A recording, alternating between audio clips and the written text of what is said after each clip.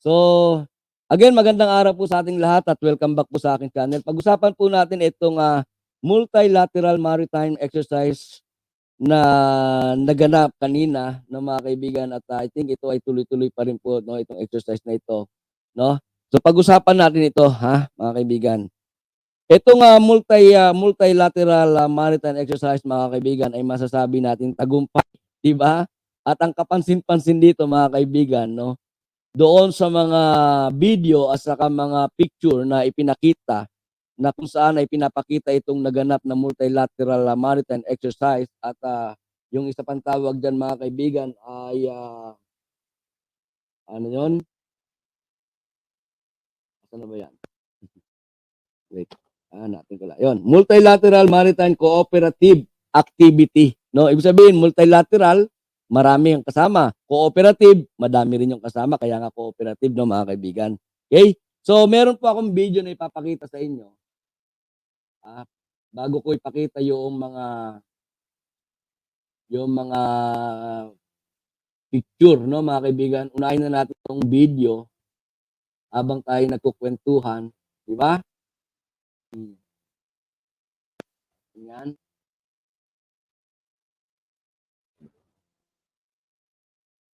So, tama yung napindot ko, hindi ko nalagyan ng pangalan mga kaibigan, okey. Uy! Nandiyan na si Jo mga kaibigan, oh, 'di ba? Oh, nandiyan na si Jonalyn, i-shoutout naman natin si Jonalyn mga kaibigan. Suki na 'to dito, suki na 'no, si Jonalyn. Jonalyn, shoutout sa'yo ha. Oh, sayang nahuli ka, Jonalyn, 'no, kanina yung unang-unang pinag-usapan namin yung lagi mong hinahanap, 'di ba, yung tungkol sa sa drug test. Napag-usapan namin yung kanina, Jonalyn, sayang ngayon ka lang pumunta 'no. Anyway, shoutout sa'yo, okey. So ito mga kaibigan kanina ay, nagkaroon ng, ito 'tong, multilateral maritime cooperative activity diyaan po sa eto mga kaibigan naganap sa 200 nautical miles. Kumbaga ay nasa boundary 'no, hindi po sa loob, hindi po sa loob ng 200 ng exclusive economic zone ng Pilipinas, ito ay medyo lumabas-labas na po sila 'no, mga kaibigan. So may video po 'yan, ito, okey. 'Yan, panoorin natin habang tayo nagkukuwentuhan, 'di ba? 'Yan, so 'yan mga kaibigan 'no, oh. 'Yan ay nasa 200 nautical miles 'no ng, Philippine Exclusive Economic Zone mga kaibigan 'no, at saka diyan ay 4 na bansa pa lang 'yan, ang, Hapon 'no, US, Pilipinas at saka I think, if I'm not mistaken, Australia 'no, mga kaibigan, Australia, 'di ba? So, dito mga kaibigan 'no, kapansin-pansin na hindi nakaporma ang mga Chekwa. 'Di ba? Hindi nakaporma dito ang mga Tekwa mga kaibigan 'no. Kung mapapansin ninyo 'no sa video na 'yan 'di ba, wala ka man lang napansin diyan na na dumikit man lamang na mga barko ng Chekwa 'di ba. So, ibig sabihin ay, hindi sila nakaporma 'di ba mga kaibigan. Kaya nga sabi nga natin tagumpay itong, first, multilateral maritime exercise 'no. At isa pa mga kaibigan, isa pa. Sabi ko sa inyo 'di ba magpapaiyak tayo, 'di ba? Tanging si PBBM lang ang nakagawa nito. Mga kaibigan, o yan tingnan mo yan yung mga barko na yan 'di ba? Asan ang mga barko ng China diyan, 'di ba? Asan yung mga barko ng China diyan mga kaibigan 'no? Wala man lang nakadikit 'di ba? Oh, eto pa sabi ko nga kanina first time ito na tanging si PBBM lamang ang nakagawa. Hindi po ito nagawa sa panahon ni Duterte.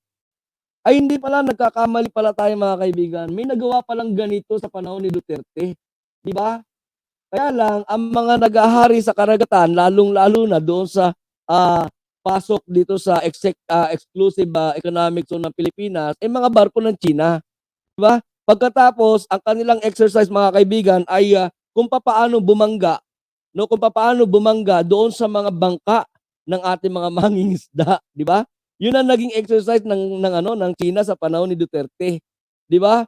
Meron silang ang exercise nila dun mga kaibigan ay kung papaano magsagawa ng dangerous maneuvering, 'di ba? Kung paano magsagawa ng mga dangerous maneuvering, kung papaano mangharang ng mga barko na gamit ng Philippine Coast Guard, 'di ba, ng Philippine Navy. Yun ang yun ang sa panahon ni Duterte. Pero sa panahon ni PBBM, mga kaibigan, ay hindi po nakaporma. 'Di ba? Hindi nakaporma ang mga tsekwa, oh, 'di ba? O meron pang air exercise din diyan, no? Meron pang tawag dito helicopter, 'di ba? O na sumusunod do'n sa mga barko, mga kaibigan, 'di ba? Hmm. Kaya sabi ko nga, iba talaga pangulo namin, mga kaibigan. 'Di ba iba talaga si PBBM, no? Itong mga nangyayaring ito exercise pa lang ito, mga kaibigan, 'di ba? Pero hindi nakaporma, hindi man lang, wala man lang barko ng China na lumabas, 'di ba? Wala man lang barko ng China na na sumubok na magkaroon ng dangerous maneuvering. At ito pa, nakakatawag ng pansin diyan, mga kaibigan. Kung ito ay labas ng 200 nautical mile Philippine exclusive, economic zone, mga kaibigan, ibig sabihin ay mas malapit na po ito, kumbaga lumapit itong mga nagsasagawa ng exercise na ito ay lumapit pa doon sa pinaka-mainland China, 'di ba? Gumitna pa, mga kaibigan, 'di ba? Pero asan ang China, 'di ba? At wala man lang rumaradyo, 'di ba? Wala man lang rumaradyo, samantalang normal na ipinapakita minsan sa mga balita, 'di ba? Nasa loob pa ng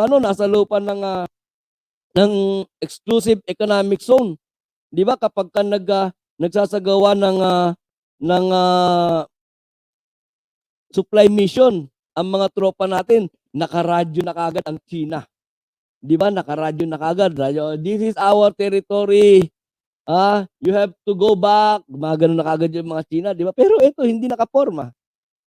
Walang nabalita na nagradyo ang mga China, ang mga barko ng China, wala, mga kaibigan, tupi, 'di ba? So eto ngayon yung sinasabi, eto ngayon ang gusto ko lamang din ipapansin, mga kaibigan. 'Di ba, lalong-lalo na yung mga nagsasabi, no, yung mga nagsasabi na na, hindi kinakailangan ng third party. Naalala niyo 'yun, 'di ba? Kanino una natin narinig 'yun?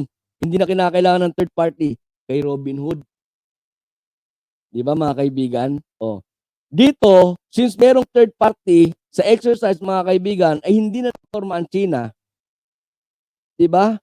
Samantalang kapagka wala tayong kasama, pormang-porma ang China, 'di ba? So ngayon nila sabihin na hindi natin kinakailangan ng third party, 'di ba, mga kaibigan?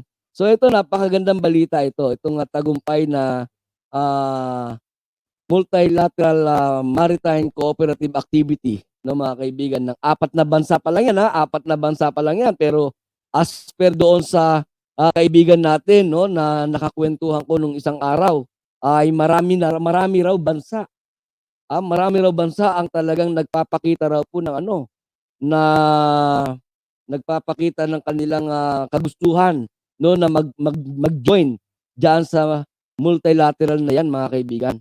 'Di ba? Lalo nang iiyak ang mga pro-China, lalo nang iiyak ang mga pro-Duterte, 'di ba? Lalo nang iiyak, mga kaibigan, etong si Xi Jinping, 'di ba?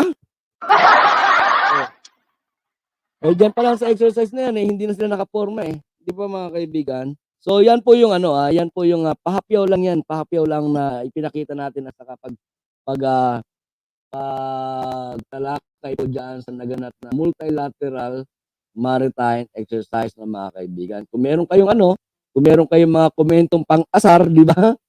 Paki-comment niyo lang po diyan sa comment section sa baba, no, lalong-lalo na nga po doon sa ating mga sa ating mga team player, no, at wag niyo na rin kalimutan, mga kaibigan, na paki-like and share lamang po itong ating video para sa gano'n ay marami pa yung mapaabutan natin ng mga pinag-uusapan natin dito sa aking channel, okay?